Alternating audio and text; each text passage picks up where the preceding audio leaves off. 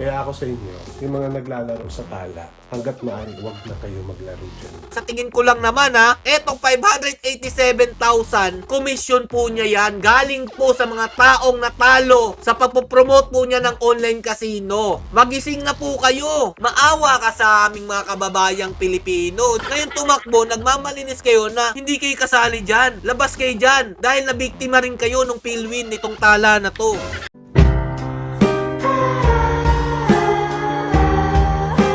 Yo, what's up mga Lodges Vlog Peps TV? Welcome back po. Naaalala niyo po ba itong mga Lodi? February 16, tinalakay po natin yung isang scratch lang po paldo agad. Yung tala 888, eto po para may idea po kayo. I-play po muna natin saglit. Nabaliw na sila mga Lodi. Oh, diba? Easy win lang. Easy win. Ngayon naman mga Lodi, si Daddy Blue may masamang balita about dito sa paldo-paldo, easy win. Scratch ka lang di ba? Mas malupit pa daw po sa loto Ano nga po ba yung sinabi ni Daddy Blue dito? Kilala niyo naman po siguro to. Influencer, komedyante, content creator. Isa po siyang komedyante, sa bandang huli, siya rin po ang magpapayak sa inyo. Mega explain po siya dito. Pakinggan niyo pa mabuti para may idea kayo. Nag-post ako sa personal account ko tungkol kay Tala, yung gaming app, online casino. Kasi may pera pa ako sa kanilang 587,000. Ayan, no? Ayan, ito po yung post niya mga idol. So, ano na, Tala, wala ka bang talagang balak ipa-withdraw? Ito, ano next dito? Di na ma-access yung account at ibablock nyo na. Huwag kayo maglaro sa Tala. Nalaman ko na may-ari pala niyan, yung may-ari din po ng PhilWin. Tinakbuhan ng mga players at di nakapag-withdraw. Tinapay naman to si Daddy Blue, Ngayon mo pa to nalaman? Iisa lang naman po talaga yung may-ari niyan. Anak ng tinapay naman, ito pa, sabi niya dito, meron daw po siya 587,000 na naiwan dong pera. Ito, may malaking katanungan po tayo dito, mga Lodi, Sabi ko, huwag na kayo maglaro sa Tala kasi nalaman ko kasi na PhilWin din ang may-ari niyan. Isi PhilWin kasi, ito na. Sulibat na lang yun, marami na nakapag-cash out. Ito na, iyakan time na dito. Tanong lang po, Idol Daddy Blue, Yung 587,000 po ba na pera na naiwan niya sa Tala, yan po ba yung komisyon nyo dyan sa ginagawa nyo pong pagpapromote na sinasabi nyo nung nakaraan, ay easy lang pumaldro ko dito. Ay easy lang dito kasi ito yung dahilan kung ba't nakabili ako ng ganito. Ay madali lang po manalo dito. Mag-cash in kayo, mayroon kayong balato sa akin na 1,000. Yan lang po, nagtatanong lang naman po ko kung ito po ba yung komisyon nyo, ba't nyo po pinopromote tong online casino na to. Diba mga Lodi, kapag sila po nagpo-promote, meron po talagang bayad yan. Kahit naman siguro pagkain ang i-promote dito, magbabayad po talaga kayo dito dahil tinuturing po silang influencers, content creators na mga sikat. Magbabayad po talaga kayo dyan. Pero ang tanong dito mga idol, eto po ba yung komisyon ninyo na naiwan dyan at hindi nyo na nai-withdraw? Diba? Ngayon, sasabihin nyo, magkasama lang po pala to si PhilWin at saka ito si Tala, nalaman nyo sa huli na. Ilang tao na po ang nasira ang buhay, ngayon nyo pa po na-realize yan. At may nakakagulat pa tayo dito. Akala ko po mga Lodi, madadala na. Pero, wait, meron po siya sasabihin sa bandang huli nitong video na to at nagulat po talaga ako. At nabuking ko po siya dito. Okay, mga Lodi. Ito, tuloy po muna natin to. Pa-victim na ngayon After ko siyang ma-post, hindi ko na ma-access yung account ko. Ito nyo, ilalagin ko yan Yan. Naka-autofill naman yan Alagyan ko ng captcha 8390. Diba? Kaya ako sa inyo, yung mga naglalaro sa Tala, hanggat maaari, huwag na kayo maglaro dyan. Aba, malupit! Palakpakan natin! Ngayon niya pa ito sasabihin mga Lodi, marami na po siyang nagoyo sa pagpopromote po niya niyang Tala na yan. Dahil nga po, yung pinapakita nilang pag-advertise dito, easy lang po talaga mag-scratch. Tapos ngayon, yung nagka-problema na, tinakbuhan na po siya, idol, at yung mga kasama po niyang nagoyo, ngayon sasabihin niyo, wag na maglaro. Kasi magkasama lang po pala sila ni PhilWin, nalaman nyo lately. Na tinapay, bravo talaga to mga influencers, content creator, lalo na yung komedyante. Nasa bandang huli, papaiyakin pala kayo. Oh, 587,000 mga lodi. Ang laki niya na. Laki niya na.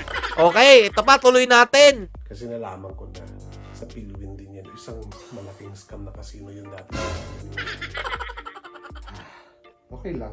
Oh. Ganun talaga. Kaya binabalaan ko kayo. Ngayon pa siya nagbigay ng babala sa mga followers niya kung kailan hindi niya nakuha yung kanyang pera doon. Ito talaga mga lodi, sabi niya okay lang daw. Okay na naman talaga yan. Sa tingin ko naman, hindi mo naman pera talaga yung nandyan sa loob niyan. Pera ng mga kababayang Pilipino natin na inyong sinabihan ng easy lang dito, mag-register kayo dito, bibigyan ko kayo ng balato. Yung mga pera na yan, naipon at natalo, sa tingin ko, nung mga followers niya. Ito na ang katapusan nyo talaga. Ilang beses ko na po kayong binuking yung mga content creators, influencers. Wala naman po talagang nananalo dito. Anak na tinapay naman, mga jologs na po talaga naniniwala dyan. Tapos, eto ang kinagulat ko mga idol. Pakinggan nyo mabuti si Daddy Blue ninyo ha. Utot mo, Blue. Dito na lang ako sa sa Jollibet. Oh, di ba mga lodi? Hindi na nadala. Meron na naman yung bagong pre-nomote na bagong link. Jollibet na naman daw po. Dito na naman po niya kayo dadalhin at kukuha na naman po siya ng pera galing sa inyo. Anak na tinapay naman. Oh, ay, pakinggan nyo mabuti ha. Meron po ako nabuking dito. Itong Jollibet na to, ang tagal ko nang nilalaro to. Ang tagal niya na daw pong nilalaro itong Jollibet na to. Pero mga lodi, tanga lang po talaga ang hindi makakahuli sa sinabi niya dito. Hindi po siya talaga naglalaro dyan. Ano pa ako dito naglaro? Parang August last year. August Hindi last ako year, ha? nagka-problema dito. August last year ha. Pakinggan nyo. Maano to si Jollibet? Matino. Mati- Easy cash in, easy cash out. Kasi, ang ano nito ni Jollibet, pang long term, Wow. hindi yung ano, Wow. hindi yung mga makakuha lang ng mga players na layas na. Yun, Jollibet ko. Ayan ha. Tingnan nyo ha. Okay, wala pa yatang laman. Wala pa yatang laman. Akala ko ba matagal ka na naglalaro dyan, Daddy Blue? Anak na tinapay naman, no? August last year ka pa naglalaro at pang long term tong laruan na to. Bakit walang laman yung iyong account dyan, di ba? Anak na tinapay naman, no? Matagal ka naglalaro pero walang laman yung account mo. Magkakasin ka pa ngayon lang. Tapos, eto pa mga lodi, ha? Pakinggan nyo mabuti. Kaya kung kayo naglalaro kayo, mag-iingat kayo. Piliin nyo yung mga matutino. Saka hanggat maaari, huwag nyo palakihin yung pera nyo. Ilabas nyo agad yung pera nyo. Di ko alam mga lods kung saan po nila kinukuha yung kakapalan ng mukha nila na na-scam na nga sa Pilwin, na-scam na nga dito sa tala na scratch.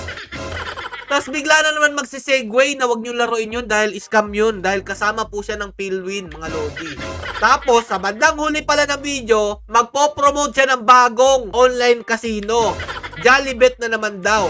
Sinabi niya matagal na daw po siya naglalaro pero mga lodi walang laman po yung account niya. Parang nasabi niya pa doon na ay wala pa palang laman to, magka-cash in muna ako sa GCash. Mabilis lang na po yung transaction dito, mabilis mag-cash in, mabilis mag-cash out. Ganyan din yung mga sinabi nyo ng makaraang online app na inendorso ninyo ha. Di ba tama ako?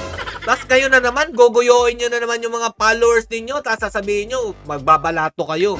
Anak na tinapay naman. Dito mga lodi, malalaman nyo po talaga kung gaano po sila kaganid sa pera. Pasensya na ha, pero ito po talaga yung nakikita ko sa lahat po ng mga nag-i-endorso ng online casino ng mga content creators, influencers.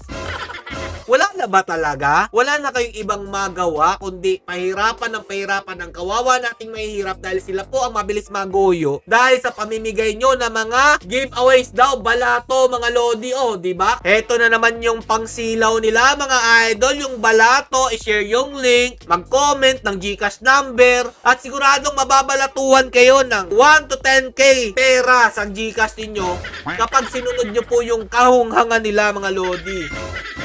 Kayo naman, ito ha, real talk lang to, mga followers nito. Utu-utu kayo. Alam nyo naman na hindi talaga sila magbibigay ng ganyan. Kung meron man, Sa tingin ko, baka kilala lang nila yan. Alam ko naman na nakita nyo yung video ko na dinemo ko na sa inyo na pumupunta talaga sa account ko na ginawa nung Philwin pa yan mga Lodi na nagpapalit pa sila ng mga pangalan. Yung commission mo ay makukuha mo sa nagtatap up dyan po sa pinopromote yung online casino. Pumupunta sa account ko yan at sa tingin ko mga idol, sa tingin ko lang naman ha, etong 587,000 na nandyan po na naiwan sa kanyang tala, commission po niya yan. Galing po sa mga taong natalo sa pagpopromote po niya ng online casino. Magising na po kayo. Ikaw Sir Daddy Blue, maawa ka sa aming mga kababayang Pilipino. Niloloko mo nililinlang mo. Ngayon tumakbo, nagmamalinis kayo na hindi kayo kasali dyan. Labas kayo dyan dahil nabiktima rin kayo nung Philwin nitong tala na to. Kasali kayo dyan dahil kayo po ang nag-endorso. Hindi nyo po pwedeng sabihin na hindi kayo kasali dyan. Kayo ang dahilan, kayo ang naging daan para po sila'y maloko, para po matalo ang ating mga kababayang Pilipino gamit po ang inyong referral link. At kayo lang po talaga ang kumikita dito. Mahiya-hiya na po kayo. Maawa po kayo sa mga kawawa nating kababayan na naghihirap lalo dahil sa kagagawan ninyo. Para rin po kayong yung isa na magbibigay ng balato sa magko-comment, mag-share ng video at lalong-lalo na sa magta-top up doon po sa link. Parang ganito lang din po yan mga idol. Magpaparapol po ng cellphone, ng PC, ng pera, ng kung ano-ano pa dyan. Pero ang totoo, ang kikita talaga dito, sila lang. Kamusta na yung PC raffle? Hanggang dito na lang po. Sana po nagising na po kayo. Stay safe and God bless you all. Peace.